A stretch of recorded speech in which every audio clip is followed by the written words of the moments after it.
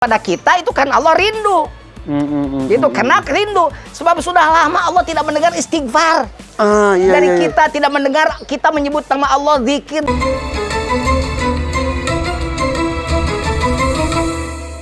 Kekasih tak menggiurkan, permata tak menakjubkan, jabatan tak membanggakan, lingkungan tak menggairahkan. Apabila penyakit bersarang di badan, dunia tak lagi menjadi ukuran. Yang manis pahit di lidah, yang indah buruk di mata,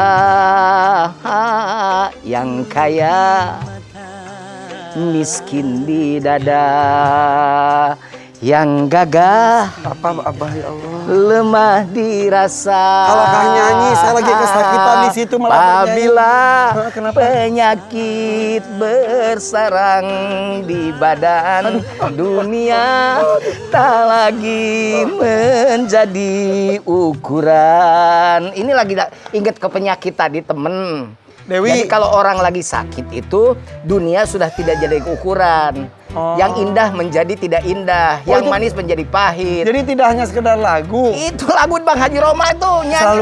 Selalu ada. Bang Haji Roma mah ada istri minta duit. Minta duit 1 juta, cuma ada 700. Nah, 700, 700 begitu. Ada aja sih. Ya loh, Pak, tapi ini alhamdulillah enggak parah kok. Nah, ini Pak anak-anaknya yang tadi saya ceritain. Ini anak si Suka, Suki Suko. Nah. Ya ada beberapa yang lainnya udah pada kemana nggak tahu lah. Dari tadi Indah seneng apa tadi ngusapin si ini, nanti udah saya kasih nama lah si A B T C D F G H I Z sampai Z. Nah. aduh saya bingung duduknya gimana. Saya mah enak di sini. Pemirsa MNC TV ini masih bersama dengan Abah dan AA. Ini lagi sambil berjemur di pagi hari nih pemirsa di rumah juga. Moyan kata orang Sunda, moyan. Iya. Biar vitamin. Sambil melihat kura-kura, sambil ngebahas tentang sakit karena sekarang itu kan penyakit itu penyebabnya apapun lah. Jadi penyakit itu tidak hanya corona saja. Betul. Kadang-kadang kita fokus di satu itu, pada banyak penyakit yang lain juga. Corona jangan bikin kita down.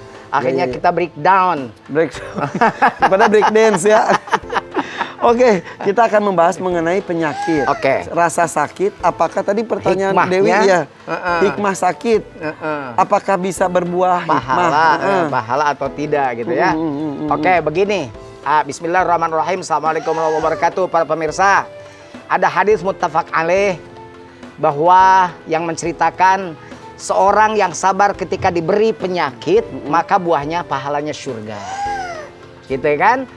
Ada seorang wanita yang datang, maukah kau tunjukkan wanita si fulanah, wanita itu gitu ke dalam surga?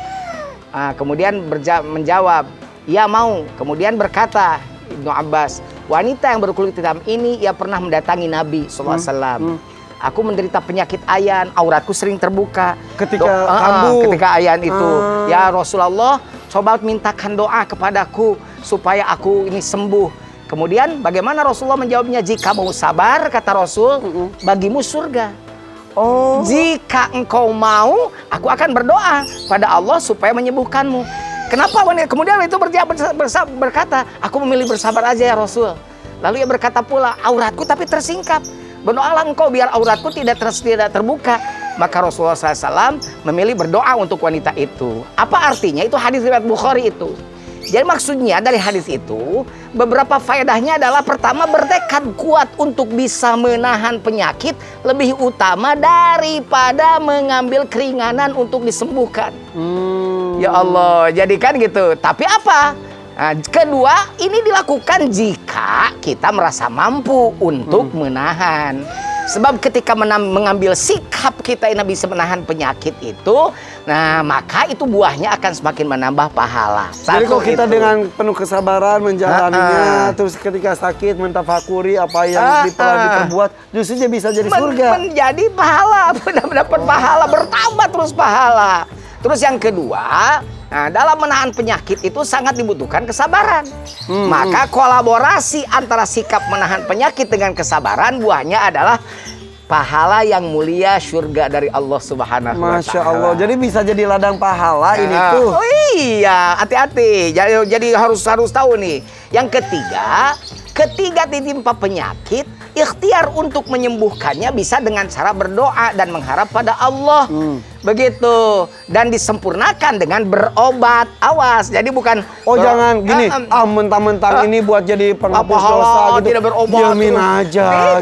Tidak. Justru kita yang itu berobat gitu kan. Bahkan berobat pun secara lahiriah ke dokter, atau dibolehkan juga meminta doa pada orang solih yang masih hidup agar disembuhkan dari penyakit. Kan doa orang solih dikabul Allah. Kenapa kita tidak minta doakan pada mereka? Jadi harus tetap ikhtiar gitu ya, Bah ya. Iya, jadi supaya tetap ikhtiar gitu kan, kita tetap ikhtiar supaya jadi amal soleh. Jadi begitu. Bukan berarti jadinya pasrah, terus udah gitu dinikmati, tapi bukan berarti nggak ikhtiar. Itu mah berarti ikhtiar, berdoa. Nanti dari penyakit itu belajarlah mengambil hikmah gitu. Pertama, dengan penyakit sesungguhnya Allah akan mengangkat derajat dan menghapus dosa. Ini bukan kata saya, kata Rasul. Kata Rasul begini, tidak ada satupun musibah atau cobaan yang menimpa seorang muslim berupa duri, yang ya sering saya katakan berupa duri atau semisalnya, melainkan dengannya Allah akan mengangkat derajatnya atau menghapus segala kesalahannya. Hadis riwayat Muslim. Gitu. Kemudian apa dalam petunjuk hadis ini? Jadi ketika kita ditimpa penyakit, maka dengan penyakit itu Allah akan mengangkat derajat dan menghapus dosa kita. Satu itu hikmahnya. Yang kedua, dengan penyakit sesungguhnya Allah akan menggugurkan setiap kejelekan yang kita perbuat. Jadi digugurkan kejelekan kita. Kata Rasulullah, tidaklah seorang muslim tertimpa suatu penyakit dan sejenisnya, melainkan Allah akan menggugurkan bersamanya kejelekan seperti pohon yang menggugurkan daun-daunnya. Muttafaqun alaih, ini hadisnya Sahih Bukhari Muslim gitu. Jadi kan? secara kata lain istilahnya ya, jadi rasa sakit yang akan diterima di akhirat nanti karena kesalahan kita ditimpakan di dunia, dan rasa sakit itu walaupun tidak sebanding, betul. Pasti di akhirat mah jauh lebih sakit ya. Ketika rasa sakit itu ada, akhirnya aduh kayaknya saya banyak dosa, beristighfar, bertobat gitu. Oke. Terus selanjutnya jadi begini, karena pertanyaannya gitu kan, ketika Allah berikan penyakit pada kita itu kan Allah rindu. Gitu, karena rindu. Sebab sudah lama Allah tidak mendengar istighfar. Dari kita tidak mendengar kita menyebut nama Allah, zikir dan doa kita. Makanya tadi kita banyak beristighfar gitu kan. Nah, ketika Allah memberikan penyakit pada kita, kan Allah sangat rindu ingin melihat kita tidak berbuat dosa juga. Dan kita kan diam, tidak banyak berbuat maksiat. Kalau kerja-jag mah tunggu dirarut sadang dirumpak seenaknya gitu kan. Mentah-mentah lagi sehat gitu kan. Begitu sakit. Nah, mudah-mudahan dari sakit kemudian dia diam tidak melakukan maksiat. Nah, selanjutnya dengan penyakit sesungguhnya Allah menghendaki banyak kebaikan pada diri kita. Nah, gitu kan, kata Rasulullah SAW dalam sebuah hadisnya, mayyuridillahu bi khairan yusib minhu. Barang siapa yang akan dikehendaki kebaikan baginya, maka akan ditimpakan cobaan penyakit kepadanya.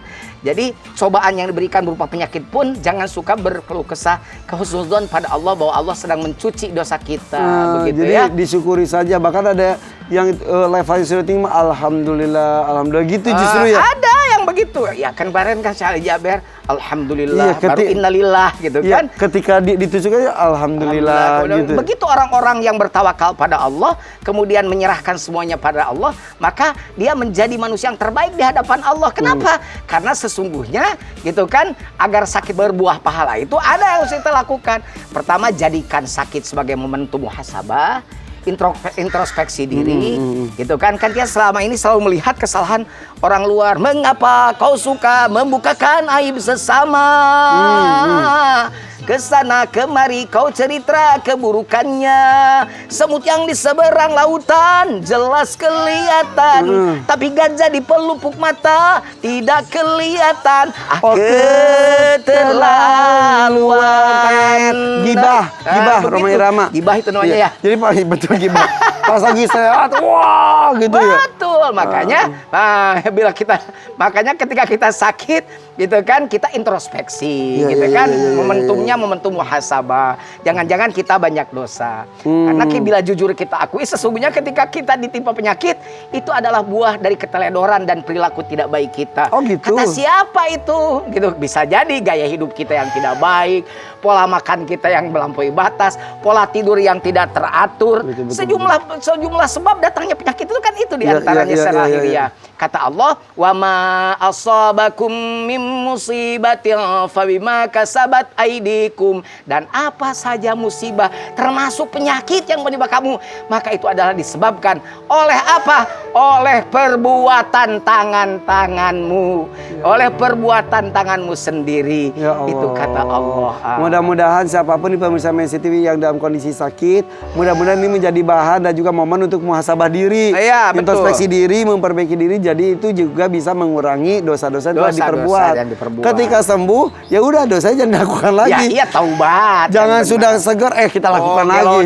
Iya. Gitu ya. Udah Pak, satu dari tadi ngeliatin burung hantu ini harus dimasukin. Kenapa? Tidak boleh lama-lama dijemurnya ini mah. Cuma sebentar saja gitu ya. Yaudah kalau gitu Bah. Yang namanya burung ya? apa? Hantu ini mah ya? Burung hantu. Itu tapi kelihatan ya? Bukan. Tapi kan kenapa dikasih nama burung hantu? Karena oh beneran nanya. Karena ketika mengepakkan sayap terbang itu dia tidak terdengar apa-apa, senyap. Tiba-tiba ada gitu. Emang hantu begitu? Ya. Pernah ketemu hantu? Katanya sih. Yaudah Pak, saya masuk dulu ya. Tetapi abah dana.